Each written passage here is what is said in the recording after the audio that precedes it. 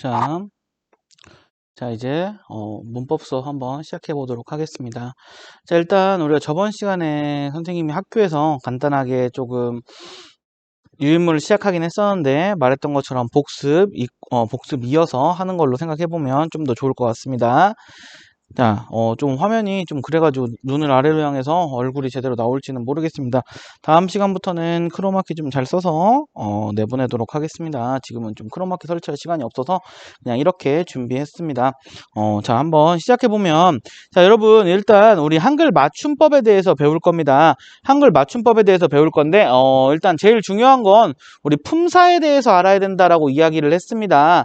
자, 우리 품사란 우리 영어는 몇 품사예요? 8품사죠. 하지만 국어는 몇 품사입니까? 9품사입니다. 9품사. 자, 이거 말했지만 이거 모르는 사람들이 너무 많아요. 1학기 때 그렇게 해서 틀려서 점수대가 20점씩 나왔던 거죠. 그러니까 우리 9품사부터 한번 바라보고 가겠습니다. 자, 일단 품사는 불변어와 가변어로 나눌 수가 있습니다. 자, 불변어와 가변어로 나눌 수가 있는데 불변어에는 실제 기능에 따라서 체언, 수식언, 독립언까지 나눌 수가 있습니다. 독립언까지 나눌 수가 있고 실제적으로 그 다음에 여기 조사 같은 경우가 있는데 조사는 실제적으로 불변어와 가변어의 중간 정도에 속해 있다라고 생각을 하면 좋을 것 같습니다. 죄송합니다. 자, 여기 나와 있는 건 이제 조사가 아니라 관계언이죠.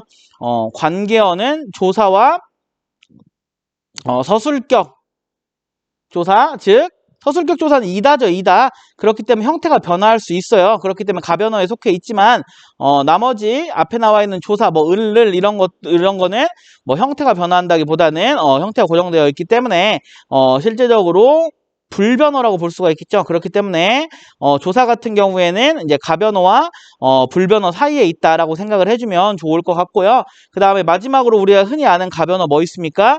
용언 있죠. 용언에 자, 이제 품사를 한번 바라보도록 하겠습니다. 자, 체언의 품사 3가 있습니다. 뭐 있습니까? 우리 기억할 때 명대수라고 기억하라고 했죠. 자, 명사, 대명사, 수사라고 있습니다. 그 다음 두 번째 우리 나와 있는 수식어는 뭐 있습니까? 관형사, 부사 있습니다.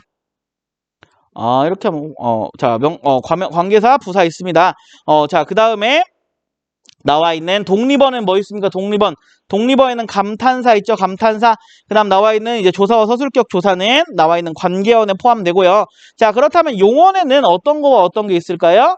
자, 동사와 형용사가 있습니다. 동사와 형용사가 있으니까 기억해 주시도록 하면 좋겠습니다. 자, 우리 이제 명대수, 명사와 대명사, 그리고 수사, 그리고 관부감, 관형사, 부사, 그리고 독립어인 감탄사, 그리고 관계어인 조사, 그리고 마지막으로 용언인 동사와 형용사에 대해서 한번 간단하게 짚고 넘어가 보도록 하겠습니다. 자, 우리 명사란 무엇일까요, 여러분?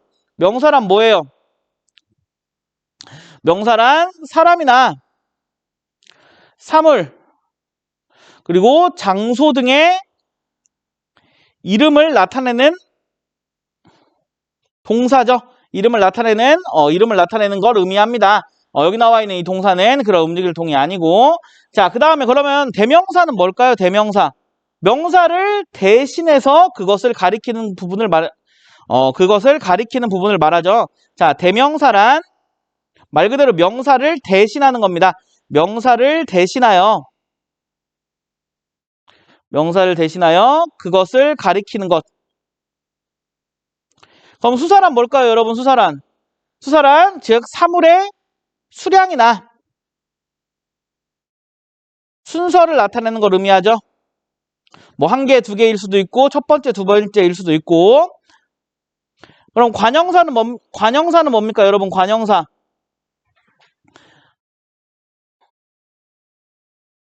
우리 수식언이라고 했죠. 자, 관형사는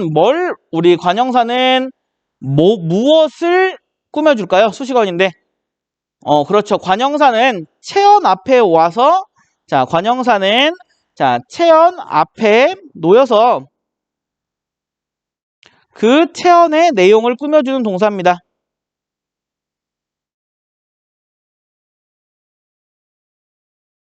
그 체언 내용을 꾸며준다라고 볼 수 있을 것 같습니다. 그럼 부사란 뭘까요, 여러분? 부사는 용언이나 즉 동사, 형용사나 문장을 꾸며주는 걸 의미합니다. 말했죠? 실제적으로 우리 조금 좀 과격하게 기억을 하면 우리 관계어 중에 체어는 관형사는 체험만을 꾸며주고요. 그 다음에 나와 있는 부사는 체험 빼고 나머지를 다 꾸며준다라고 생각을 하면 조금 머릿속에 잘 들어올 것 같습니다. 자, 우리가 흔히 아는 감탄사는 뭐가 있을까요? 우리 여기 나와 있는 이 감탄사는 이렇게 의미를 하면 좋을 것 같습니다. 자, 놀람, 느낌, 부름, 대답 등을 나타낸다. 나타내는 동사를 의미하겠죠. 그 다음에 나와 있는 동사와 형용사. 우리 동사와 형용사는 많이 봤죠. 동사와 형용사 뭡니까? 성질이나 상태를 설명하는 건 뭐라 그래요? 형용사라고 하죠. 성질이나 상태를 설명하는 건 형용사라고 하고, 그렇다면 동사는 뭘 의미하는 걸까요? 즉 다시 한번 좀 정리를 해서 말해봐. 동사란 즉 움직임이나 과정을 나타내죠. 그럼 형용사는 성질이나 상태를 나타냅니다. 자, 우리 동사의 종류에는 자동사 또 타동사가 있습니다. 자동사는 뭘까요? 목적어가 필요하지 않습니다. 하지만 타동사는 목적어가 있어야 하죠. 자, 이런 정도의 예 한번 보면 될 것 같습니다. 예를 들어서 우리 세희가 집에 간다 라는 단어가 있다면 여기 나와 있는 이 목적어 부사 필요 없어도 세희가 간다 말이 되죠? 그렇게 되면 간다라는 건 자동사를 의미한다라는 겁니다. 그런데 예를 들어서 우리 포카가 노래를 부른다. 여기 같은 경우에 목적어가 있죠? 그렇기 때문에 여기 같은 경우에 부른다는 타동사가 된다라는 겁니다. 이 정도 기억해두면 좋을 것 같고요. 우리 형용사에는 뭐가 있는지 한번 바라본다면 좀 지울게요.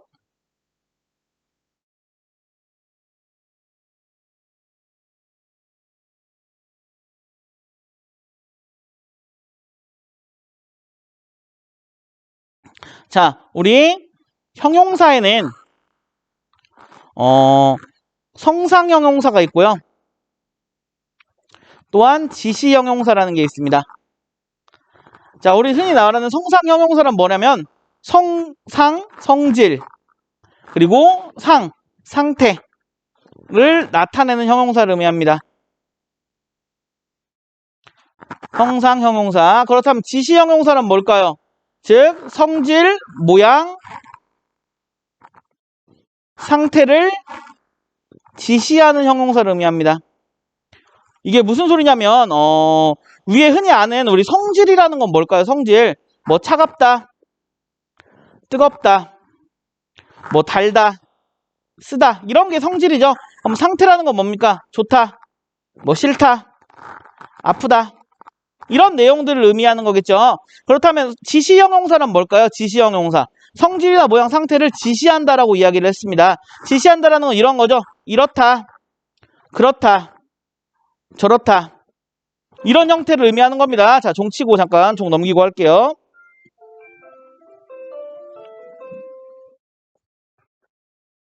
자, 이제 그 다음 우리 동사와 형용사를 구분하는 방법 뭐 있는지 우리 혹시 기억하시나요? 이거는 조금 중학교 수준이어서 안 하려고 했는데 한번 간단하게 하는 김에 조금 말을 해보면요. 자, 우리 동사와 형용사 어떻게 구분합니까? 자, 일단 현재형 어미 뭐 있어요? 뭐뭐 니은다 그리고 뭐뭐 는다를 한번 넣어보는 거죠. 넣어보는 거. 자, 예를 들어서 자다는 동사입니까? 형용사입니까? 자, 동사죠. 동사. 그렇기 때문에 실제적으로 잔다. 말이 되죠? 말이 되죠? 그 다음에 먹다는 동사예요? 형용사예요? 동사죠? 먹다에 는다 붙여보세요. 먹는다. 말이 되죠? 이건 그렇기 때문에 동사라는 겁니다. 두 번째, 예를 들어서 예쁘다. 누가 예쁠까요? 우리 성훈이는 예쁘다. 신데렐라 성훈이는 예쁘다. 신데렐라 성훈이 예쁘다. 예쁘다는 형용사가 되겠죠. 여기에 니은 붙여보세요. 예쁜다. 말이 안 되죠. 말이 안 되죠. 그 다음 좋다. 우리 태빈이는 엔젤이 좋다. 여기 좋다는 형용사죠. 좋다에 는다 붙여보세요. 좋는다. 말이 안 되죠. 그렇기 때문에 이거 같은 경우에는 형용사가 되는 겁니다. 이게 첫 번째 동사와 형용사를 구분하는 방법이고요. 그 다음 두 번째 동사와 형용사를 구분하는 방법은 명령형 어미를 붙여봐라. 명령형 어미 뭐 어떤 거요? 뭐뭐 알아. 뭐뭐 어라를 한번 붙여보시는 거예요. 자, 빨리 자라. 말 되죠? 빨리 먹어라. 말 되죠? 자, 자라, 먹어라. 되죠? 그렇기 때문에 동사인 겁니다. 그렇다면 빨리 예뻐라. 좀 예뻐라. 말이 안 되죠? 어떻게 예뻐라요? 내가 예쁘고 말고가 있죠. 어떻게 예뻐라가 돼요? 빨리 좋아라. 이런 거 자체가 말이 안 된다는 겁니다. 그렇기 때문에 이거는 형용사가 되는 겁니다. 자, 그 다음에 이제 청유형 어미를 한번 넣어보는 것도 하나의 방법입니다. 청유형 어미, 우리 청유형 어미 뭐가 있습니까? 빨리 자자, 빨리 먹자. 말 되죠? 그렇기 때문에 동사입니다. 자, 빨리 예쁘자. 말 돼요? 안 돼요? 안 되죠? 형용사인 겁니다. 빨리 좋자. 말이 안 되죠? 그렇기 때문에 형용사인 겁니다. 또한 진행형을 붙여보는 거예요. 진행형. 진행형을 한번 붙여봤더니 예를 들어서 자고 있다. 말 돼요? 안 돼요? 말 되죠? 먹고 있다. 말 돼요? 안 돼요? 말 되죠? 그렇다면 예쁘고 있다. 말 됩니까? 안 됩니까? 안 되죠? 그렇기 때문에 이건 형용사가 되는 겁니다. 또한 뭐가 있어요? 좋고 있다. 말도 안 되죠? 형용사가 되는 겁니다. 그 다음에 또 어떤 게 있냐면 목적 의도를 나타내는 뭐뭐려라는 걸 붙여보는 건데요. 자, 자러 간다. 자러 간다. 말 되죠? 먹으러 간다. 말 되죠? 동사입니다. 예쁘러 간다. 좋으러 간다. 뭔가 이상하죠? 그렇기 때문에 그 다음 마지막에는 목적어와 한번 결합해보는 겁니다. 자, 잠을 자다. 밥을 먹다. 말 되죠? 뭐예요? 동사입니다. 자, 꽃을 예쁘다. 안 되죠? 문법을 좋다. 말 안 되죠? 그렇기 때문에 실제적으로 이 부분은 다르다라는 걸 생각을 하면 좋을 것 같습니다. 이게 동사와 형용사를 구분하는 방법이었습니다. 자, 이제 드디어 유인물로 들어갈 수 있을 것 같습니다. 자, 한번 들어가 보도록 하겠습니다. 자, 우리는 개념 정리 한글 맞춤법에 대해서 이야기를 한번 해볼 건데요. 자, 한글 맞춤법 정말 중요하죠? 왜 중요할까요? 우리가 한글을 쓰니까 중요하겠죠? 별건 없습니다. 근데 이제 우리 여러분들 친구들과 카톡 많이 하죠. 카톡을 많이 하는 친구들이 은근 많아요. 뭐 3반에도 있고 2반에도 있고 뭐 1반에도 있고 여러 명들이 있는데 카톡 그만하세요. 공부 좀 하세요. 공부 좀. 알았죠? 자, 실질적으로 우리 한글 맞춤법에 대한 내용들을 먼저 할 때는요. 여러분 1항이 제일 중요합니다. 1항이 제일 중요하기 때문에 1항 먼저 한번 보고 가면 자,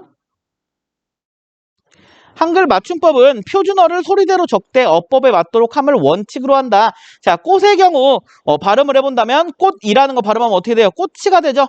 꽃과라는 발음하면 어떻게 돼요? 꽃과가 되죠. 꽃나무는 어떻게 발음됩니까? 꽃나무가 되죠. 자, 이렇게 꼬라는 단어 봤을 때 이 세 가지를 보고 우리가 꽃이라는 의미를 가지고 있는 단어를 유추해낼 수 있어요? 없어요? 없죠. 그렇기 때문에 우리는 여기서 규칙을 정한 겁니다. 어떠한 규칙을 정했냐면 한글 맞춤법은 표준어를 소리대로 적되 어법에 맞도록 함을 원칙으로 한다. 자, 실제적으로 발음 기호라는 걸 표시하기로 했다라는 겁니다. 발음대로 적는 것이 우리 한글, 우리 표음 문자의 원칙이지만 실제적으로 그걸 다 지키려다 보니까 우리가 흔히 아는 단어들이 달라진다라는 겁니다. 그렇기 때문에 단어를 달라지지 않기 위해서 이런 규칙을 정한 뒤에 그 규칙을 통해서 단어를 표현한다라고 말을 하는 겁니다. 자, 그 다음에 우리가 제일 어려워하고 힘들어하는 띄어쓰기 쪽으로 한번 가보도록 하겠습니다. 띄어쓰기 못하는 사람 어때요? 띄어쓰기 못하는 사람 어때, 세희야? 이상하지? 그렇지. 자, 우리 세희는 바보다. 어때요? 이건 띄어야죠. 왜 띄어야 될까요? 품사가 다르기 때문에 띄어야 되는 겁니다. 또 우리 세희가 말하죠. 뭐라고 말해요? 이건 못 참지. 뭐 이런 형태들, 이런 단어들이 어떻게 띄어쓰는지라는 걸 한번 보자라고 이야기를 하는 겁니다. 자, 띄어쓰기라는 건, 자, 각 단어는 띄어쓰기를 원칙으로 한다. 단어의 수 이꼴 품사의 수였습니다. 그렇기 때문에 우리 방금 전에 구품사라는 걸 한번 다시 짚고 왔습니다. 그 다음에, 이제 각 단어는 띄었음을 원칙으로 하고 있는데 조사는 학교 문법에서는 단어로 인정하지만 예외적으로 붙여 쓴다. 문법이라는 건 좀 복잡해요, 여러분. 학교 문법, 학교에서만 쓰는 문법이 있고 그냥 밖에 모든 사람들이 쓰는 문법이란 게 따로 있는데 우리는 학교 문법만 배우면 돼요. 왜냐면 우리는 학생이니까요. 그렇기 때문에 학교 문법에서 조사는 단어로 인정을 합니다. 그렇기 때문에 품사 중에 하나로 포함이 되어 있지만 조사라는 건 혼자 쓰일 수가 없는 부분이죠. 그렇기 때문에 뭡니까? 붙여 써야 된다는 겁니다. 붙여 써야 된다. 자, 그렇게 한번 바라보도록 하겠습니다. 자, 그리고 이제 띄어쓰기 부분을 한번 들어가 보면 자, 조사는 그 앞말에 붙여 쓴다라고 적혀져 있습니다. 자, 조사는 그 앞말에 붙여 쓴다. 뭐 얘 같은 경우에는 꽃과 꽃마저 꽃밖에 꽃에서부터 꽃으로만 꽃이나마 꽃이다 꽃처럼 이런 형태로 제시되어 있다라는 거 알 수 있을 것 같고요. 자, 우리 조사는 안 해도 되죠, 여러분. 조사는 우리 격조사 유인물 완벽하게 해줬으니까 그거 모르지 않을 거라고 생각을 합니다. 그거 모르면 정말 안 돼요. 한번 다시 보고 오세요. 자, 우리 그 다음에 이제 여기서 제일 중요한 건 의존명사는 띄어 쓴다라는 부분입니다. 의존명사는 띄어 쓴다.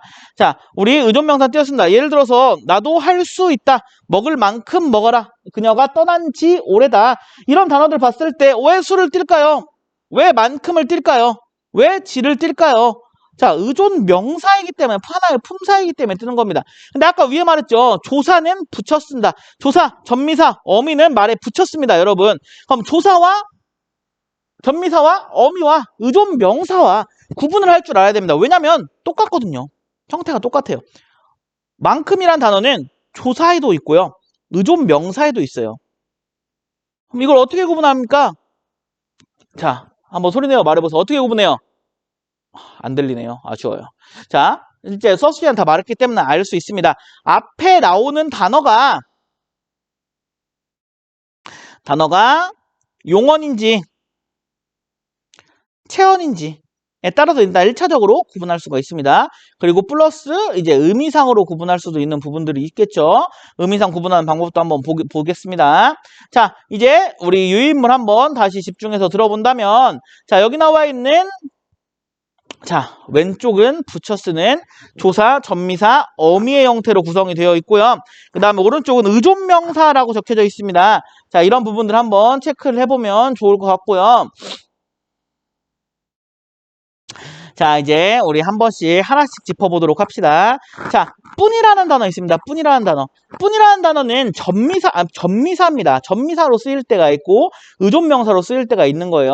그렇다면 뿐이라는 거, 전미사로 쓰일 때는 어떻게 쓰입니까? 남자뿐이다. 뭐 예를 들어서 재홍이에게는 땡땡뿐이다. 어때요? 엄마뿐이다. 어때요? 앞에 나와 있는 엄마가 채연이죠, 채연. 그렇기 때문에 여기 나와 있는 채연이기 때문에 뒤에 나와 있는 뿐이 전미사로 쓰이는 겁니다. 전미사로. 그렇기 때문에 실제적으로 엄마뿐이다의 형태로 구성이 되어서 붙여 쓰는 전미사의 형태가 된 거고요. 예를 들어서 이 말을 들은 재홍이는 웃을 뿐이다. 자, 나와 있는 이 웃다는 용언이죠. 자, 용언이잖아요. 그렇기 때문에 동사인 용언이기 때문에 잠깐만 종치고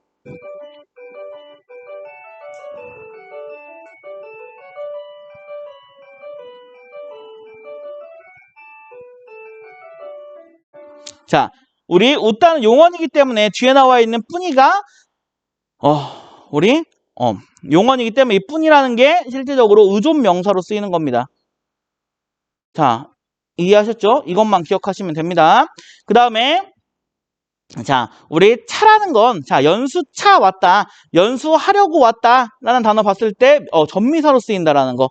고향을 갔던 차에 물론 여기 나와 있는 연수와 갔던 이런 부분의 차는 의미상으로 보면 좋을 것 같은데요. 고향에 갔던 김에 이것도 했다. 갔던 겸해서 이런 기회를 겸해서 했다. 자, 그렇기 때문에 이런 부분 같은 경우에는 차 어떤 기회를 겸했다라고 적혀져 있어서 차는 띄어쓰는 의존명사가 되는 겁니다. 자, 우리 대로와 만큼 같은 경우에 아까 나와 있는 조사와 실제적 의존명사의 차이를 보는 앞에 나와 있는 단어가 약속, 체언인지, 남자, 체언인지, 약속한, 용언인지, 애쓴, 용언인지라는 걸 보는 겁니다. 그렇기 때문에 여기 나와 있는 앞에 나와 있는 게 형태가 변화하는 용언이다 라고 하면 뒤에 나와 있는 건 의존명사고요. 그리고 뒤에 앞에 나와 있는 게 체언이다, 형태가 변화하지 않는다 라고 하면 조사로 쓰이는 겁니다. 그렇기 때문에 띄어쓰기를 구분할 수가 있는 부분 정도가 되겠죠. 자, 만이라는 거는 이렇게 만과 지는 시간의 경과를 나타내면 띄었습니다. 시간, 예를 들어서 사흘 만에 돌아왔다. 헤어진 지 1년이다. 슬프네요. 헤어진 지 1년이다. 라는 단어, 지와 만 어때요? 시간을 나타내죠, 시간을. 그렇기 때문에 이 시간을 나타낸다는 건 의존명사로 쓰인다는 겁니다. 그렇기 때문에 여기 나와 있는 이 만이라는 단어는 의존명사로 쓰였다라는 거 생각하면서 띄었어야 된다라고 생각을 하면 좋을 것 같고요. 그 다음에 바라는 단어, 우리 바라는 단어를 한번 좀 자세하게 설명을 하고 넘어갈 건데요. 자, 서류를 검토한 바, 어감 플러스 어미가 되었고, 매를 맞을 바, 여기는 의존명사가 되었는데요. 자, 우리 의존명사와 서류, 여기 부분 조금 바가 헷갈려 해서 선생님이 조금 자세하게 설명을 하도록 하겠습니다. 자, 의존명사 바라는 건요, 여러분. 의존명사 바는 어떠한 내용이냐면요. 앞에서 말한 내용 그 자체나 일 따위를 나타내는 말입니다. 자, 예를 들어서 이런 거죠. 각자 맡은 바 최선을 다합시다. 어때요? 여기 나와 있는 이 바라는 게 앞에서 말한 각자가 맡은 걸 의미하는 거죠. 그 자체 또는 일 따위를 나타내는 거죠. 그렇기 때문에 의존명사로 쓰였다라는 겁니다. 자, 또 예를 다른 게 들어보면, 자, 그는 올림픽에 출전한 바가 있다. 이 바도 앞에 나와 있는 그 자체, 일 따위를 나타내기 때문에 여기는 의존명사로 쓰이는 겁니다. 자, 두 번째 의존명사로 쓰이는 경우는요, 여러분, 일의 방법이나 방도를 나타낼 때, 일의 방법이나 방도를 나타낼 때 실제로 의존명사로 쓰이는데요. 예를 들어서 이렇게 칭찬을 해주시니 몸둘 바를 모르겠습니다. 여기 나와 있는 이 몸둘 바의 이 바는 위에 나와 있는 것은 일의 방법이나 방도를 나타낸다 라고 볼 수 있을 것 같습니다. 예를 들어서 또 자, 이런 식으로 할 바에는 안 하겠다. 이런 단어도 다도 나와 있는 방법이나 방도를 나타내는 거죠. 그럼 세 번째 종류는 이런 게 있습니다. 너무 지우기가 귀찮아요. 하지만 지워야겠죠?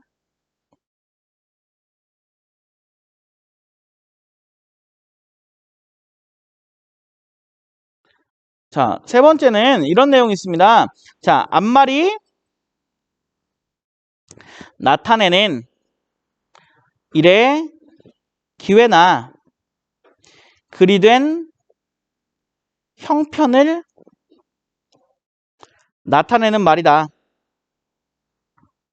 자, 예를 들어 3번 같은 경우 이런 거 좀 어차피 이렇게 된 바 제대로 시작해 봅시다.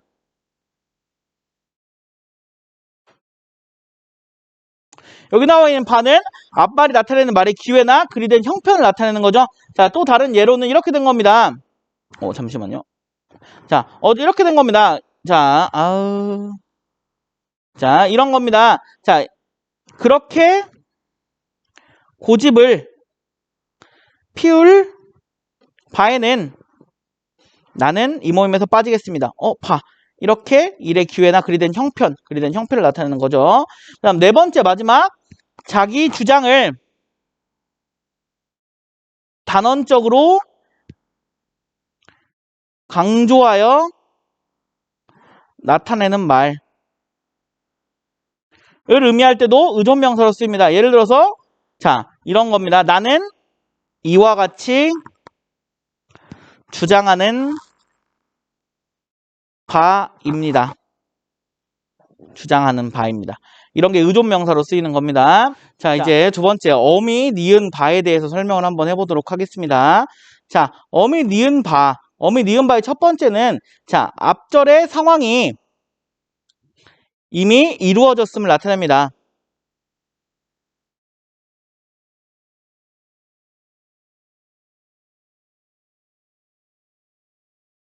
자, 예를 들어서 이런 겁니다. 자, 규정을 심의한 바 몇 가지 빠진 게 있었다.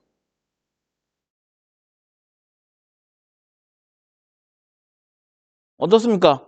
자, 앞에 상황이 이미 이루어져 있죠. 그렇기 때문에 이거는 어미, 니은, 바로 쓰인 겁니다. 자, 이와 비슷한 예로 의존명사 1번의 예가 있는데요. 자, 회의에서 규정을 아니죠. 회의에서 심의한 바를 발표하겠습니다. 비슷하죠. 하지만 다릅니다. 어떤 게 달라요? 앞에 나와 있는 앞절의 상황이 이미 이루어졌죠. 규정을 심의한 바. 즉 어간과 붙는 거고요. 여기 나와 있는 앞에서 말하는 내용 그 자체나 일 따위를 나타내는 겁니다. 여기 나와 있는 심의한다라는 건. 근데 좀 어색하죠. 근데 이렇게 보면 됩니다. 자, 우리 앞에 나와 있는 의존명사의 바에는 격조사, 즉 조사가 붙어도 어색하지가 않죠. 즉, 하지만 뒤에 나와 있는 규정을 심의한 바를 몇 가지 빠진 게 있었다. 어색하죠? 그렇기 때문에 어미, 니은 바에는 조사가 붙으면 어색하다라는 거 좀 기억해두면 좋을 것 같습니다. 자, 우리 흔히 나와 있는 이제 두 번째, 이제 그렇다면 이제 어미 두 번째 내용은, 어미, 니은 바의 두 번째 내용은 뭐뭐는데, 뭐뭐니, 뭐뭐니까, 뭐뭐무로 따위에 가까운 뜻을 나타낸다. 자, 예를 통해서 설명하겠습니다. 자, 예를 들어서 이런 겁니다. 죄가 크므로, 죄가 크니까, 자, 죄가 큰 바 벌을 받아야 한다. 죄가 큰 바를 벌을 받아야 한다. 이상하죠? 그렇기 때문에 어미, 니은, 바입니다. 죄가 크니, 죄가 크므로, 죄가 큰데, 어때요? 죄가 크니까 벌을 받아야 된다. 그래서 어색하지 않죠? 그렇기 때문에 이런 게 뭐라고요? 어미, 니은, 바라는 겁니다. 세 번째는 과거나 관련된 상황을 제시하는 걸 의미합니다.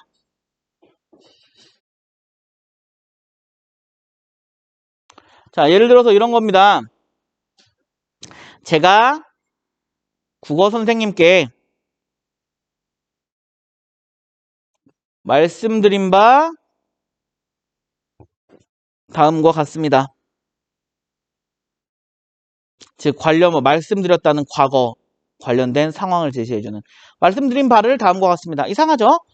그렇게 보면 조금 좋을 것 같습니다. 자, 몸둘 바를 모르겠습니다. 뭐 할 바에는 상관없다. 에는이라는 그리고 바에는 그리고 주장하는 바입니다. 서술격조사도 붙는 이런 형태가 많이 나오는 게 있죠. 그렇기 때문에 이런 것들은 어미, 니은, 바와 의존명사 바를 구분할 줄 알아야 된다. 그 다음에 이제 우리 판이라는 단어를 보면요. 여러분, 판이라는 단어는 노름판, 합성어를 이룬다라는 걸 의미합니다. 자, 우리 합성어라는 거 뭡니까? 합성어와 파생어. 우리 다음 페이지에서 다음 시간에 공부를 할 건데요. 합성어와 파생어 뭡니까? 어근 플러스 어근인지 어근 플러스 접사인지 봐야 된다라는 겁니다. 어근 플러스 접사, 어근 플러스 어근. 우리 한번 어디서 보면 유인물 쭉 위로 올리면 어딘가에 여기 있죠. 자, 여기 있죠. 어근이라는 건 여러분 단어를 형성할 때 실질적인 의미를 나타내는 부분입니다. 접사를 제외한 부분이요. 어근의 짝은 접사입니다. 자, 먹다라는 경우 의미를 가지고 있는 부분은 먹이죠. 거기에 서술격 조사인 이다가 붙었습니다. 그렇기 때문에 먹다라는 단어, 즉 여기 나와 있는 건 접사로 이루어진 거고요. 새다, 새롭다라는 건 새롭다라는 이제 새라는 의미를 가지고 있죠. 잡히다 같은 경우는 잡다라는, 그리고 사동접사, 그리고 그 다음에 서술격 조사 이런 형태로 접사가 붙는 거, 서술격 조사가 붙는 거죠. 미안해요. 이거는 서술격 조사가 붙는 거죠. 그 다음 용언, 어감 같은 경우에는 용언이 활용할 때 변하지 않는 부분을 의미합니다. 즉 기본형에서 다를 제외한 부분, 새롭다는 새롭, 잡히다는 잡히라는 좀 차이가 있다는 거 기억해두면 좋을 것 같습니다. 그 다음에 이제 노름판 다시 볼게요. 노름판은 그렇기 때문에 이미 하나의 단어입니다. 하나의 단어. 즉 노름이 이루어지는 판이다 라고 어근과 어근이 합쳐진 합성어입니다. 이럴 때는 붙여 쓰는 거고요. 바둑, 한판. 여기 나와 있는 이 한판이라는 건 한 번에 게임을 하자라는 걸 의미하죠. 그렇기 때문에 수관형사 뒤에 승부를 겨루는 일을 나타낼 때는 어근 플러스 접사가 아니야. 이런 건 상관없죠. 여기서는 의존명사로 쓰이는 겁니다. 기억해 두세요. 자, 또 이제 3번 같은 경우 단위를 나타내는 명사는 단위성 의존명사라고 이야기를 합니다. 이거는 한 개, 차 한 대, 금서돈, 옷 한 벌로 띄었습니다. 하지만 의존명사의 예외로는 순서를 나타내는 경우나 숫자와 어울려 쓰이는 경우에는 붙여 쓸 수 있습니다. 자, 2시 30분 5초 어울리죠? 제1과 순서 어울리죠? 3학년 5층 5개 다 순서를 나타내거나 어울리는 경우이기 때문에 붙여 쓸 수 있다는 거. 자, 4번. 두 말을 이어주거나 열거할 적에 쓰이는 말들. 반장 겸 국어부장 이어주죠. 선생 및 학생들 이어주죠. 또 열거도 하죠. 그렇기 때문에 이건 띄어 쓰는 겁니다. 자, 보조용언과 본용언에 대한 내용을 한번 봐야 되는데요. 자, 보조용언과 본용언 한번 지켜보면, 자, 본용언이라는 건 여러분 핵심적인 의미를 가지고 있고 자립이 가능한 겁니다. 예를 들어서 나는 아연이를 따라가고 싶다. 원래 이렇게 써야죠, 얘들아. 여러분. 그렇기 때문에 여기는 띄어 쓰는 거예요. 근데 여기서 이건 용언이죠, 용언. 어떤 게 본용언이고 보조용언일까요? 자, 따라가다라는 의미를 가지고 있는 이 부분이 본용언이 되겠죠. 쉽다? 의미가 있어요, 없어요? 없죠. 그렇기 때문에 어떻게 보면 엄밀히 말하면 이건 의미를 가지고 있지 않다. 그렇기 때문에 뜻을 보완한다. 그냥 따라가다는 뜻을 보완해 줄 뿐이라는 거예요. 혼자 쓰일 수도 없어요. 나는 아연이를 따라간다. 말 되죠? 나는 아연이를 싶다. 뭐가 하고 싶다라는 거죠. 때리고 싶다. 괴롭히고 싶다. 잘해주고 싶다. 예뻐하고 싶다. 따라가고 싶다. 이런 형태로 싶다라는 건 앞에 나와 있는 용언을, 본용언을 보완해주는 역할을 합니다. 이렇게 보면 좋을 것 같아요. 예시를. 두 번째, 감상을 적어둔다라는 단어는, 자, 본용언 같은 경우는 똑같이 감상을 적는다라는 겁니다. 그 다음에 감상을 둔다. 감상을 둔다. 말이 안 되죠. 어디에 적어둔다라는 걸 의미를 하는 거겠죠. 여기 나와 있는 둔다는. 자, 여기 나와 있는 예외로는 어떤 게 있냐면 앞에 조사가 붙거나 죄송해요. 이게 아니라 자, 여기 이렇게 설명이 되어 있죠. 그런데 실질적으로 본용어과 보조용어는 붙여 쓰는 게 허용돼요. 너무 떨어뜨렸으면 이상하다라는 겁니다. 그렇기 때문에 붙여 써도 상관이 없는데 단 예외가 있어요. 앞말에 조사가 붙는 거예요. 조사. 어떤 게? 책을 읽어도 보고. 예를 들어 책을 읽어보다는 붙여서도 상관없다라는 거예요. 읽다와 보다가 따로따로 있지만 붙여서도 상관이 없지만 실질적으로 읽다에 보다라는 의미가 자체가 들어가 있죠. 그렇기 때문에 이거는 이렇게 조사가 붙으면 떨어뜨려 써야 된다. 읽어도 보고로 써야 된단 말입니다. 읽어도 보고를 붙이면 안 돼요. 본용어가 보조용어가 있다고 하더라도 중간에 조사가 들어갔기 때문에 이건 띄어 써야 된다라고 이야기를 하는 거고요. 또한 앞말이 합성동사입니다. 합성동사. 동사인데 합성이에요. 뜻이 두 가지가 다 있습니다. 자, 내려가 버렸다. 자, 앞말이 합성동사죠. 그럼 버렸다와 떠내려가다. 두 가지는 하나는 본용어이고 버리다는 보조용어입니다. 보조용어인데 이 보조용어는 띄었어야 되죠. 붙였어도 허용한다라고 이야기를 했잖아요. 근데 이건 안 돼요. 왜 안 될까요? 떠내려가 버리다가 떠내려가다가 합성동사라는 겁니다. 합성동사. 자, 무슨 소리예요? 어근과 어근 의미를 가지고 있는 두 개가 합쳐졌다라는 거예요. 자, 우리 떠내려가다 어떻게 되는 겁니다? 물가에 어떠한 예를 들어서 금영이가 물 위에 떠서 내려가 버렸다. 두 가지가 둘 다 의미가 있죠. 뜨다와 내려가다. 그렇기 때문에 어때요? 이거는 합성동사구나 라고 생각을 하면 좋을 것 같습니다. 여러분. 이런 거 들 때는 뒤에 보조용어가 무조건 띄어야 된다. 그 다음에 또 마지막, 그리고 중간에 조사가 들어갈 적에는 그 뒤에 오는 보조용어는 띄어 쓴다. 이 잘난 체를 하다가 상당히 중요한 부분 중에 하나가 되는데요.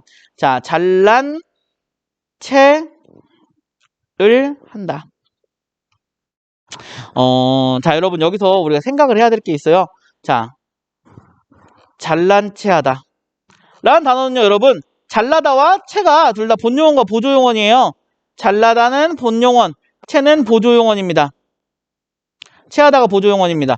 자, 이럴 때는 어때요? 붙여 쓰는 게 허용돼요. 그렇기 때문에 야, 잘난 체 하지 마 라는 단어 이렇게 써도 됩니다. 누구한테? 인성아, 잘난 체 하지 마. 술 잘 먹는다고. 상관없다라는 겁니다. 그런데 하지만 여기 중간에 잘난 체를 하다 라는 목적격 조사가 들어갔어요. 조사가 들어가는 순간 이 체는 의존명사로 바뀝니다.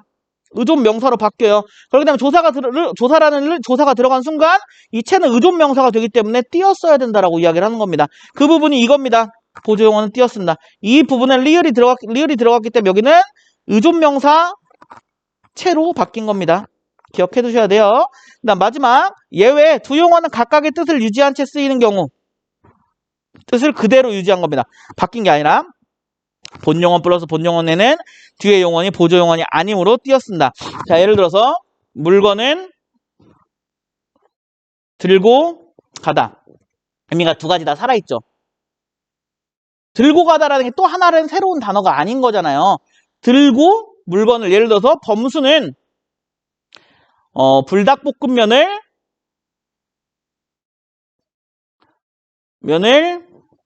들고, 일단 매점에서 들고 가다.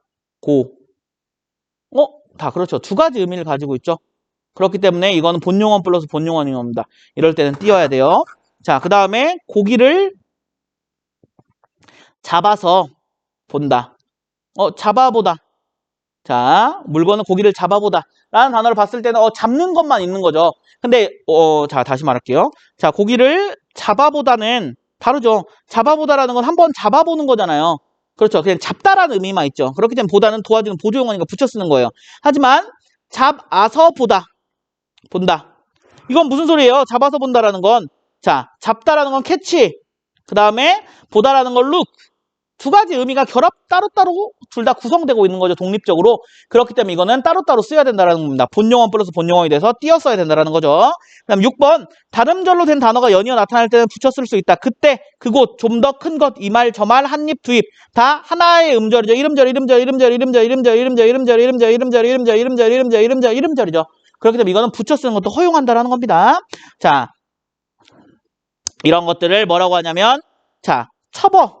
그리고 또 밑에 나와 있는 이제 첩어원, 비첩원, 미안, 이게 아니라 밑에 나와 있는 거.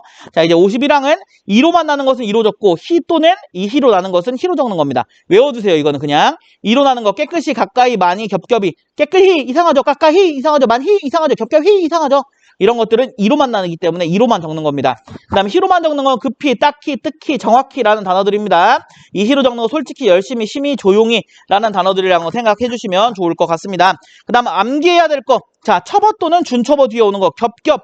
하나, 둘 똑같이 오죠? 이런 걸 첩어라고 해요. 나, 날 조금 다르지만 비슷한 단어 뜻이죠. 이런 걸 준첩어라고 합니다. 이런 것들이 올 때는 이로 적어야 됩니다. 시옷 받침 뒤 버젓이, 번듯이, 지그시도. 비읍 불규칙 용어는 이제 뒤에 배울 겁니다. 용언의 활용 때. 그 다음 뭐뭐 하다가 붙는 용언 뒤 갓하다 붙지 않는 용언 어간디입니다. 갓하다 이상하죠? 실업다, 실업하다 이상하죠? 헛되하다 이상하죠? 이럴 때는 이만 붙이는 겁니다. 자, 그 다음에 부사 뒤 곰곰이, 더욱이, 일찍이, 단, 꼼꼼이란 단어는 히를 붙이는 겁니다. 그 다음에 어간의 끄듬절 하가 줄 경우, 이게 무슨 소리냐면 무성음과 유성음이라는 게 있어요. 여러분, 유성음과 무성음 뭘까요? 자, 우리 울림이 없다 라고 해서 무성음이라고 이야기를 하는데요. 여러분, 무성음에 뭐가 있습니까? 니은, 리을, 미음, 이응 빼고 나머지 자음. 그렇죠? 유성음은 니은, 리을, 미음, 이응 플러스 모음 다. 자, 생각하건대. 자, 우리 하다 앞에 기억이 오죠. 기억은 무성음입니다. 무성음. 그렇기 때문에 그냥 하가 통째로 없어지는 거예요. 생각컨대 거북하지에서도 하 앞에 기역이 오기 때문에 거북지, 하 앞에 기역이라는 무성음이 오기 때문에 넉넉지 않다. 깨끗하지에도 하 앞에 시옷이라는 무성음이 오기 때문에 깨끗지 않다. 하지만 유성음인 니은, 리을, 미음, 이응 또는 모음이 앞에 온다면 하에 아만 없어지고 히읗은 축약의 형태로 살아납니다. 자, 무심하다. 자, 하 앞에 미음이 오죠. 유성음이잖아요. 그러면은 무심 치, 이 히읗이 뒤에 나와 있는 지읒과 합쳐져서 치가 됩니다. 치읒이 됩니다.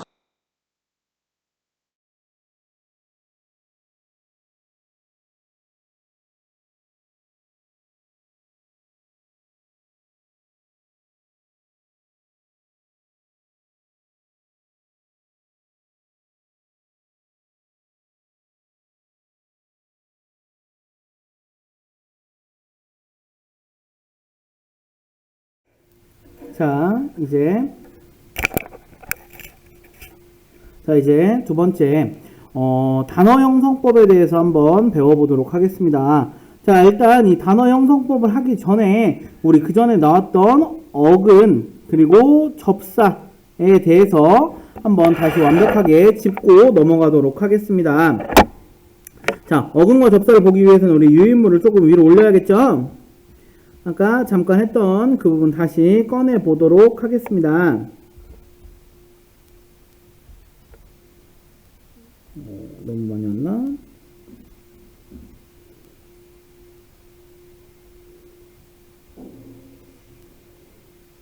아닌데? 어딨니? 여기 있다. 자, 우리 어근과 어간 먼저 한번 배워보면서 이야기 진행하도록 하겠습니다. 자, 이건 형태도 배울 때 배웠던 내용이고요. 다시 한번 정리를 해보도록 하겠습니다.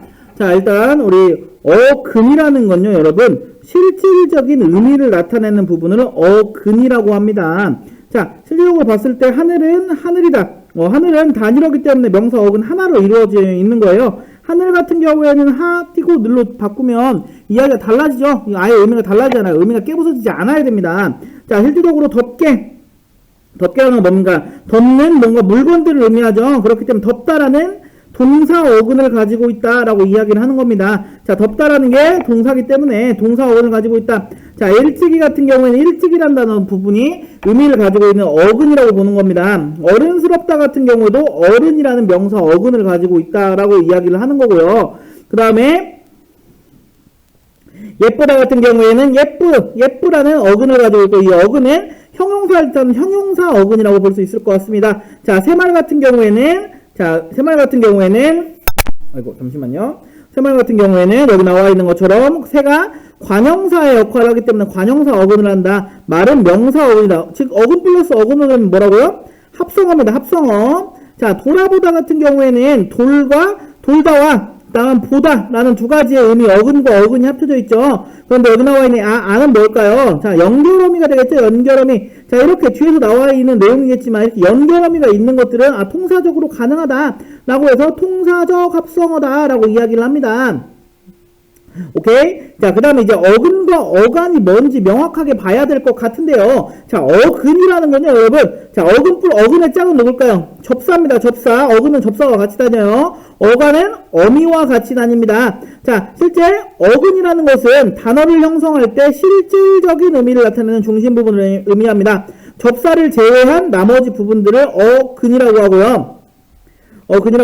모든 품사에 적용됩니다. 접사가 결합되고, 예를 들어서 먹다. 의미를 가지고 있는 부분 어디예요? 먹이죠, 먹이 어간입니다. 어근입니다. 자, 새롭다 같은 경우에는 새라는 부분이 의미를 가지고 있는 부분이죠. 그 다음에 새가 어근입니다. 자, 잡히다 같은 경우에는 잡다라는 기본형에서 어근형을 뜻을 가지고 있는 잡이 있죠. 잡이 어근입니다. 나머지 부분들은 접사와 결합된다. 접사라고 보면 될 것 같고요. 자, 오른쪽에 나와 있는 어간이란 부분을 한번 봅시다. 어간. 자, 어간이라는 것은 용언이 활용할 때 변하지 않는 부분을 의미합니다. 즉, 어미를 제외한 부분을 생각하면 될 것 같습니다. 기본형에서 다를 제외한 부분을 생각을 하면 좋을 것 같습니다. 자, 여기 같은 경우에는 보면은, 자, 먹다의 기본형 뭡니까? 먹다죠? 먹다 기본형에서 다를 지워보는 겁니다. 달을 지우면 어때요? 서술특조사 이 달을 지우는 거예요. 자, 달을 지우면 어떻습니까? 먹이라는 부분이 간이 되겠죠. 근과 간은 같을 수 있습니다. 무조건 다르지 않습니다. 자, 새롭다 같은 경우 단어를 봅시다. 새롭다 같은 경우에는 우리 달을 제외해봐요. 어디 남았어요? 새롭이죠, 새롭. 자, 새롭이 남았습니다. 이 새롭이라는 게 간이라는 겁니다. 자, 잡히다 같은 경우도 잡히라는 게 간이라는 겁니다. 기억해 두시면 좋아요. 그리고 우리 나와 있는 어근의 짝은 접사다라고 이야기를 했는데요. 자, 이 접사는 앞에 붙느냐, 뒤에 붙느냐 해서 앞에 붙으면 접두사, 뒤에 붙으면 접미사라고 이야기를 합니다. 자, 이제 작품, 우리 유인물 들어가 보도록 하겠습니다.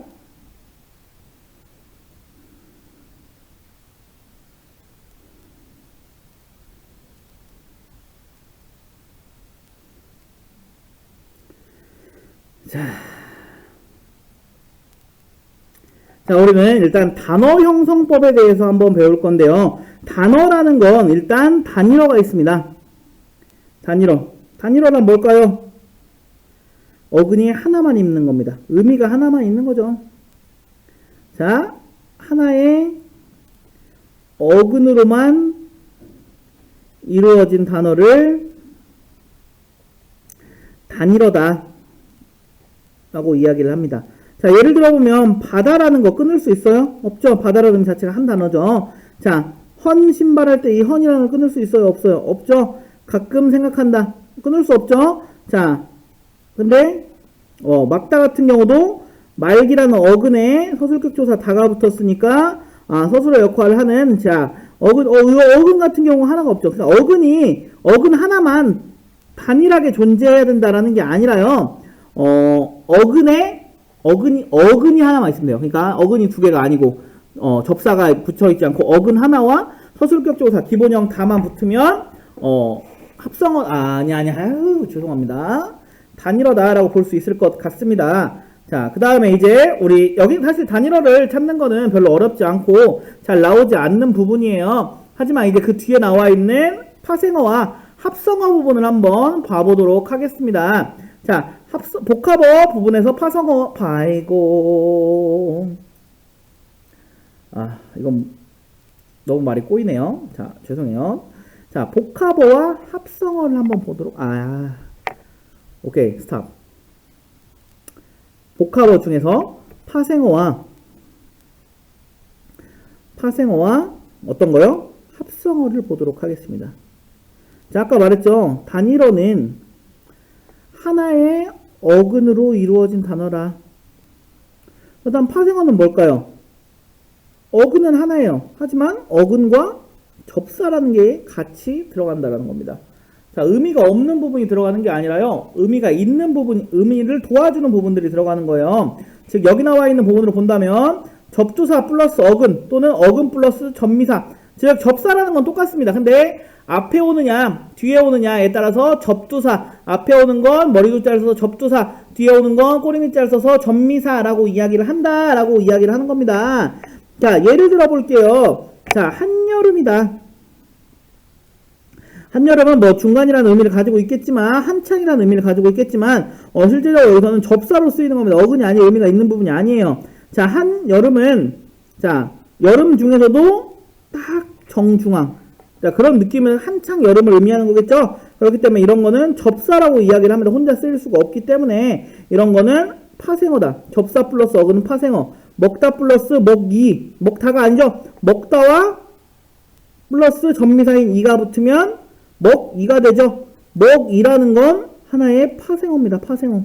이라는 게 혼자 쓰일 수 있는 단어가 아니잖아요. 접미사가 붙은 거잖아요. 그렇기 때문에 먹이는 파생어가 됩니다. 이런 게 파생어예요. 자, 합성어를 봅시다. 합성어. 합성어는 둘 이상의 어근이 결합된 단어입니다. 즉, 우리가 이해하기 편하면 실질 형태소 플러스 실질 형태소입니다. 우리 형태소 많이 배웠죠? 의미를 가지고 있어야 실질 형태소의 조건이 들어간다라고 이야기를 했습니다. 그렇죠? 자, 그렇기 때문에 보면 앞, 뒤. 앞에도 의미가 있고 뒤에도 의미가 있죠. 이건 앞뒤는 한 단어입니다. 그럼 뭐예요? 합성어죠? 합성어. 합성어죠. 자, 그 다음 높으르다. 자, 높다라는 어근이 있고요. 푸르다라는 어근이 있습니다. 자, 어근 플러스 어근은 합성어입니다. 기억해 두세요. 꼭 기억해 두셔야 됩니다. 이거는 다 어떤 게 합성어다, 어떤 게 파생어다 라고 기억하기는 좀 힘들어요. 하지만 합성어를 구분하기는 좀 쉽습니다. 근데 이게 파생어인지 합성어인지를 찾기는 조금 힘든데 합성어라는 두 가지 의미가 있는 그 부분을 찾으면 좀 좋을 것 같고요. 자, 우리 여기 부분을 체크하면서 밑으로 넘어가기 전에 우리 아까 봤던 그 부분에서 조금 헷갈리는 부분들이 있을 것 같아요. 어떤 부분이냐면 아마 새롭다에 나와 있는 롭다 그리고 이런 단어들을 조금 헷갈릴 것 같은데요. 자, 다시 한번 짚어보면 자, 예를 들어 슬기롭다. 두 번째 학생답다. 세 번째 어른스럽다. 이 세 단어가 있다고 봅시다. 자, 여기 나와 있는 이 슬기롭다의 어근은 뭘까요? 슬기죠, 슬기. 롭다는 접사입니다, 접사. 접사, 뭐뭐, 롭이 있습니다. 뭐뭐, 롭. 그리고 뭐뭐, 롭, 다. 이 롭이라는 접사가 있는 겁니다, 접사. 그렇기 때문에 슬기라는 어근이 있는 거고요. 자, 여기 나와 있는 기본형 다를 빼보면 여기 위에 보면 슬기, 롭까지가 어간이 되겠죠. 어간이 될 겁니다. 그 다음 여기 나와 있는 이 다가 어미가 될 거고요. 그 다음에 학생답다의 학생은 뭘까요? 어근이죠. 답다는 접사죠. 뭐뭐 답. 자, 그 다음에 학생답이 어간이 되겠죠. 그 다음 뒤에 나와 있는 어미가 될 거고요. 그 다음에 세 번째, 어른스럽다 같은 경우도 어른이라는 단어가 어근이 될 겁니다. 스럽다 같은 경우에는 접사가 될 겁니다. 뭐뭐스럽다 라는 접사가 될 겁니다. 그 다음에 어른스럽이라는 게 어간이 됩니다. 다는 어미가 되겠죠. 자, 이런 차이가 있습니다.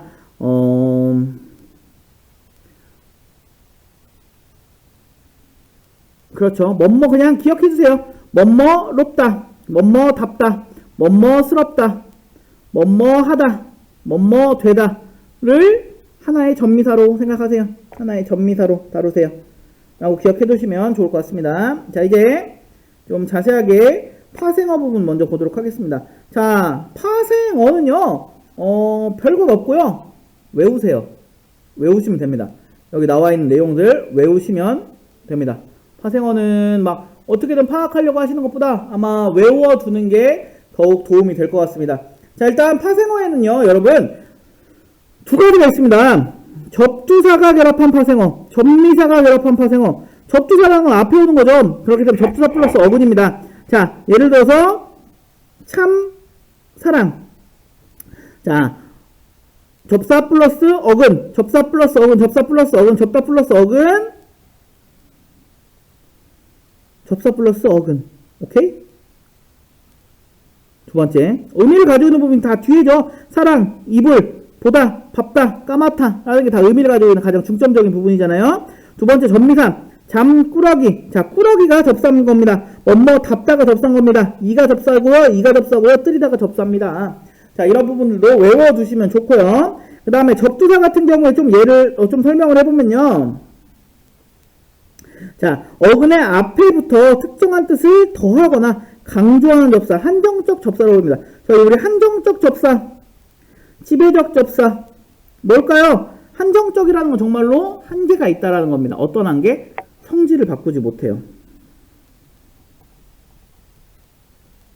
근데 지배적 접사는 뭘까? 지배하는 거예요. 즉, 성질을 바꿀 수 있습니다. 예를 들어서 명사와 전미사인 뭐뭐 음이라는 단어가 있다고 칩시다. 자, 우리 전미사가 붙어요. 어디에? 웃다에. 웃다에 전미사가 붙었어요. 그럼 웃다라는 건 뭡니까? 동사죠. 자, 여기 나와 있죠. 실제적으로 전미사 중에서 실제적으로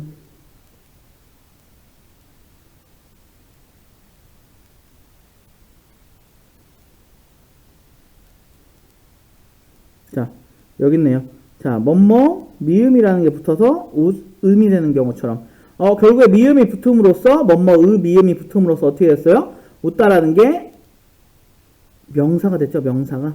그렇기 때문에 이런 부분들 체크해주면 좋을 것 같습니다. 이런 걸 보고 성질을 바꾸는 이런 것들을 보고 뭐라고요? 지배적 접사라고 합니다. 지배적 접사. 기억해 두시면 좋을 것 같아요. 자, 맨 플러스 맨이라는 접두사가 붙고요. 손이라는 명사 어근이 붙어서 명사가 됩니다. 즉 명사 어근이 붙었기 때문에 명사가 되는 거예요. 이런 것들은 한정적 접사라고 이야기를 하겠죠. 자, 들볶다 같은 경우에는 볶다가 동사입니다. 볶다라는 동사죠. 볶아라, 볶은 뭐 이런 형태의 단어를 봤을 때 동사입니다. 동사 어근이 붙었더니 동사가 됩니다. 그 다음 자, 퍼렇다, 시퍼렇다. 자, 퍼렇다라는 게 형용사죠. 성질의 상태를 설명하는. 자, 시퍼르라, 퍼레라 안 되지 않아요? 퍼렇다 안 되잖아요. 그렇기 때문에 형용사입니다. 형용사. 그렇기 때문에 앞에 나와 있는 접두사 붙어서 형용사가 붙어서 형용사가 되는 것들. 이런 것들을 한정적 접사. 그리고 앞에 붙었기 때문에 접두사라고 이야기합니다. 자, 전미사라는 거 한번 보면요, 여러분. 전미사는 어근의 뒤에 붙습니다. 뒤에. 어근의 뒤에 붙습니다. 뒤에. 그런데 전미사의 경우에는 한정적 접사와 지배적 접사를 두 가지 다 가지고 있습니다. 물론 접두사에도 지배적 접사가 있긴 있어요. 너무나 짧고 필요 없는 부분이어서 굳이 하지 않을 겁니다. 예를 들어 할까요? 예를 들어서 접두사의 지배적 접사 몇 개 안 되니까 뭐 기억해 두셔도 좋습니다.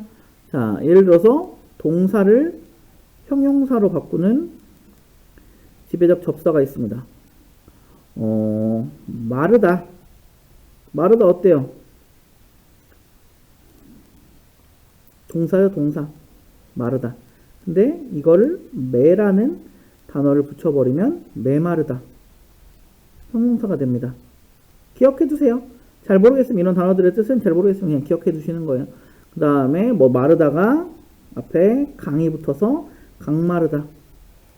뭐 그 다음에 되다라는 단어에 엇이라는 단어가 붙어서 엇되다 라는 단어들 기억해 두시면 될 것 같습니다. 그냥 이 정도만, 이게 이렇게 가야겠죠, 당연히. 정도만 기억해 두시면 될 것 같습니다. 접두사는 거의 안 나와요. 네, 전미사가 제일 중요하니까 전미사 한번 볼게요, 여러분. 자, 전미사 같은 경우에는 어근의 품사를 바꾸기도 한다. 이런 걸 지배적 접사라고 합니다. 선생 플러스 님입니다. 님은 어떤 겁니까? 자, 접미사죠. 접사예요, 접사. 자, 선생이라는 명사 어근에 님이라는 전미사가 붙었지만 이런 건 명사가 되었죠. 자, 이런 걸 뭐라고 합니까? 한정적 접사입니다. 왜? 명사 어근에 붙어서 명사가 되었기 때문에 이 님은 한정적 접사다. 두 번째, 높다. 높다에 이가 붙었습니다. 자, 형용사 어근에 전미사인 이가 붙었습니다. 이가 붙었는데 명사 또는 부사라고 이야기를 했죠. 자, 높이가 몇이냐? 여기 나와 있는 이 높이는 명사죠. 자, 근데 높이 날아라 라고 하는 이 높이는 부사죠. 그렇기 때문에 명사 또는 부사가 된다라는 겁니다. 즉 명사와 전미사, 부사와 전미사로 포함되겠죠. 이라는 단어는. 자, 우리 새롭다. 뭐예요? 좀 이상한데? 그치? 움직이는 것 같아. 무서워. 이러다 다 죽어. 무서워. 자, 우리 하지수의 명대사를 한번 해봤습니다. 하지수. 이러다 다 죽어. 나 너무 무서워. 입안 연극을 보시면 알 수 있습니다. 선생님이 영상 맨 뒤에다가 이번 온라인 영상 뒤에 등장인물 소개를 영상을 깔고 있습니다. 보셨죠? 안 보셨으면 영상을 안 봤다라는 거죠. 영상을 끝났는데 시간이 남아있다라는 건 분명 뒤에 뭐가 있다라는 걸 알았을 텐데 보지 않았다. 혼내야죠. 저번 시간에 우리 하지수의 명령기가 돋보이는 해와 달이 된 오늘, 죄송해요. 죄송합니다. 하지수의 명령기가 아니죠. 우리 세은이의 명령기였죠. 세은이가 이렇게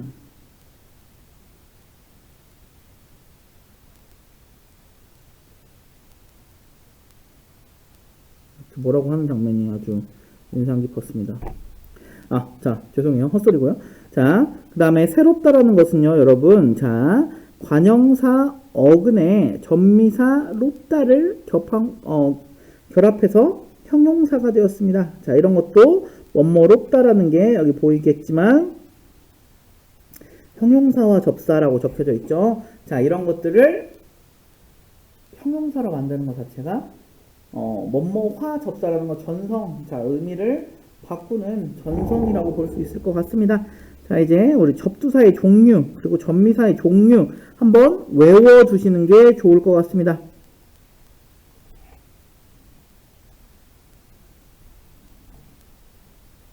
뭐 달달까지는 아니어도 이게 뭔지 정도는 알아야 되지 않을까 싶습니다. 자, 우리 접두사의 종류에는요, 여러분 관형사성 접두사라는 게 있습니다. 자, 오타가 있는데요. 오타는 당연히 감안하고 봐주세요.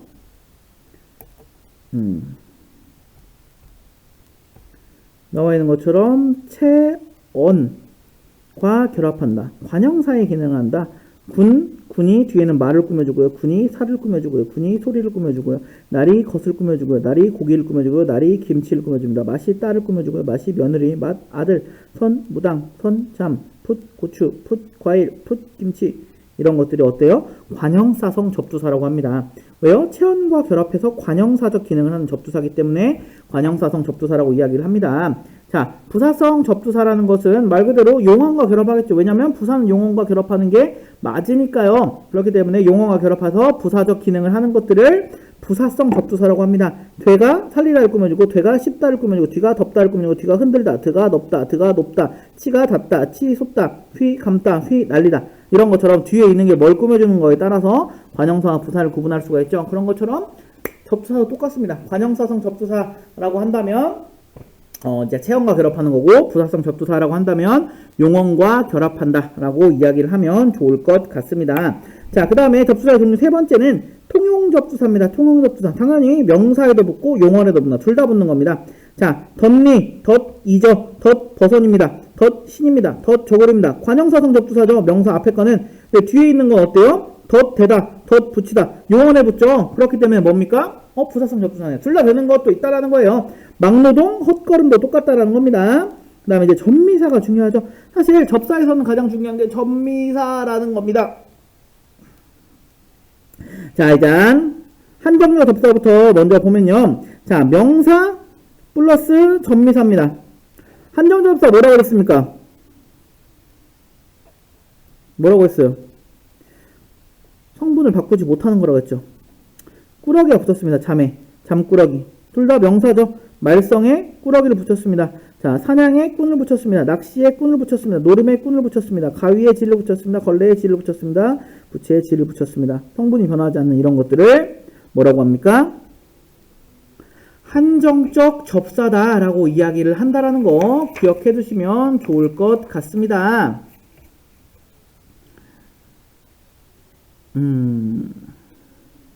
그렇죠. 그 다음에 용언 어근 플러스 전미사, 즉 지배적 접사의 예를 한번 볼게요. 자, 날다라는 동사에 개라는 전미사가 붙었습니다. 그럼 날개라는 게 나왔죠. 날개. 자, 날개라는 단어는 명사죠, 여러분. 자, 동사에 개가 붙었는데 명사가 됐습니다. 이런 것들을 지배적 접사라고 한다. 알겠습니까? 여기 옆에 다시 한번 정리할 거예요. 그 다음에 똑같은 거예요. 달리다, 쓰다, 줄넘다, 높다, 먹다, 재떨다, 오줌 싸다. 동사에서 전미사 개가 붙어서 명사가 되는 거죠. 자, 부사에도 똑같습니다.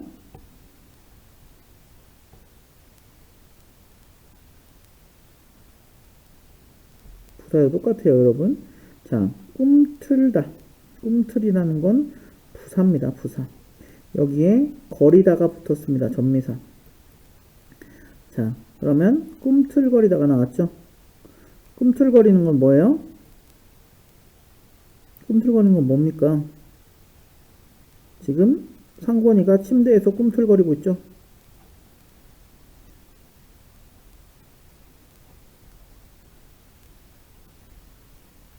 강의는 책상에서 들읍시다.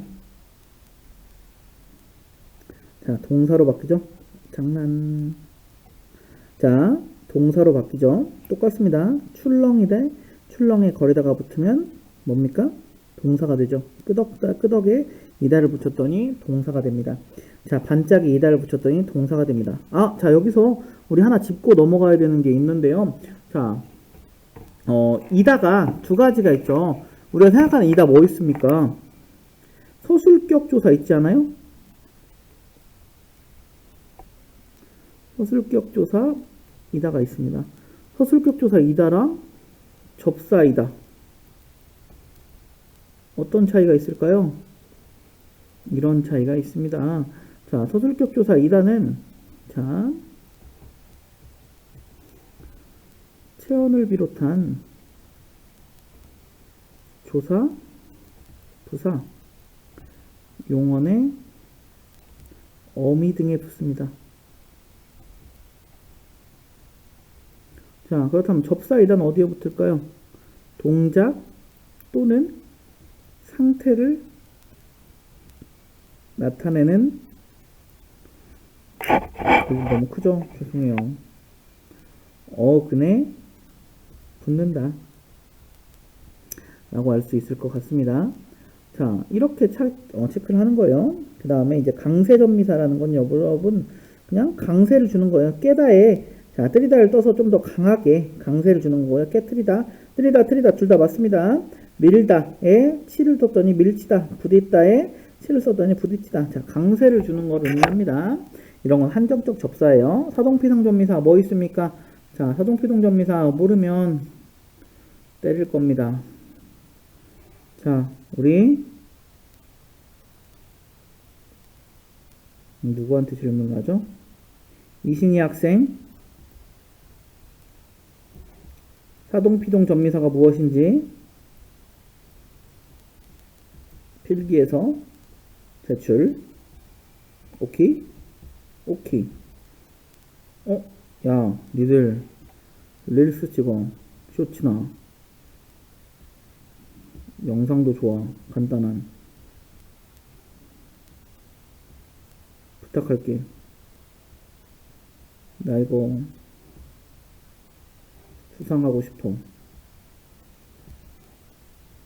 아니, 고르고 싶어. 플리즈! 왜 열심히 안 하는 거야? 자, 복수전미사는 여러분, 철수네, 아저씨네, 너희들, 사람들, 사건들, 참, 내와 들이 있습니다. 자, 이제 제일 기억 많이 해야 될 거. 여기 나와 있는 지배적 접사라는 겁니다. 지배적 접사. 자, 지배적 접사 한번 보겠습니다. 자, 명사로 만들어주는 걸 명사화 접사다라고 이야기를 합니다. 뭐뭐, 미음, 매개모음, 미음이 있습니다. 슬프다에 미음을 붙였더니 어떻습니까? 슬픔이라는 명사가 됐습니다. 웃다에 매개모음, 플러스 미음을 붙였더니 뭐라고 됐습니까? 명사가 됐습니다. 자, 개라는 날다에 개를 붙였다. 코울리다에 개를 붙였다. 명사가 됩니다. 자, 기에, 모네다에 기를 붙였더니 모넥이라는 명사가 되었습니다. 크다에 기를 붙였더니 크기라는 명사가 되었습니다. 자, 이제 부사와 접사 한번 보겠습니다. 자, 깨끗에 이가 붙었습니다. 깨끗에 이가 붙었어요. 자, 뭡니까? 형용사에 깨끗이라는 형용사에 이가 붙어서 부사가 된 겁니다. 많다라는 형용사에 이가 붙어서 부사가 된 겁니다. 영원하다라는 형용사에 희가 붙어서 부사가 된 겁니다. 조용하다라는 형용사에 희가 붙어서 부사가 된 겁니다. 무슨 소리 이해했어요? 이렇게 붙음으로써 성분을 달라지게 하는 겁니다. 자, 속삭, 예를 들어서 뭐 까불, 뭐 이런 단어들이 조금 헷갈릴 수가 있는데요. 속삭이라고 사전에 쳐보면 속삭은 속삭거리다의 어근이다 라고 적혀져 있습니다. 어근이다. 그런데 속삭거리다 쳐보면 속삭거리다는 동사입니다. 뭐예요 선생님 이러면 속삭과 이다 어차피 동사인데 동사화 접사라고 하면 말이 안 되잖아요. 그게 아닙니다. 속삭이라는 건 그냥 하나의 어근일 뿐입니다. 품사가 있는 게 아니에요. 품사가 없는 어근에서 이다를 붙임으로써 동사로 만들어주는 겁니다. 오케이? 그렇기 때문에 이런 걸 동사와 접사라고 하는 겁니다. 까불도 똑같습니다. 근데 이제 출렁과 반짝은 둘 다 부사죠. 부사인데 이다를 붙임으로써 동사로 만든 거죠. 형용사 같은 경우도 여러분 이런 것입니다. 명사에 답다가 붙어서 형용사가 된 거고, 정에 답다가 붙어서 형용사가 된 거고, 감미라는 것에 롭다가 붙어서 형용사, 향기라는 것에 롭다가 붙어서 형용사, 걱정이라는 것에 스럽다가 붙어서 형용사, 사랑이라는 것에 스럽다가 붙어서 형용사가 되는 겁니다. 이런 것들을 지배적 접사다라고 이야기를 합니다. 많이 벅찬 내용이란 거 알지만 여러 번 들으면 좋을 것 같습니다. 이제 이 다음 합성어에 대한 개념은 좀 복잡하니까 다음 시간에 하도록 하겠습니다. 자, 이제 이어서 신데렐라 2반 거 우리 연극의 등장인물들 보겠습니다. 등장인물들 중 가장 연기를 보고 싶은 사람을 투표해주세요. 어디에? 노트에 모두 BYE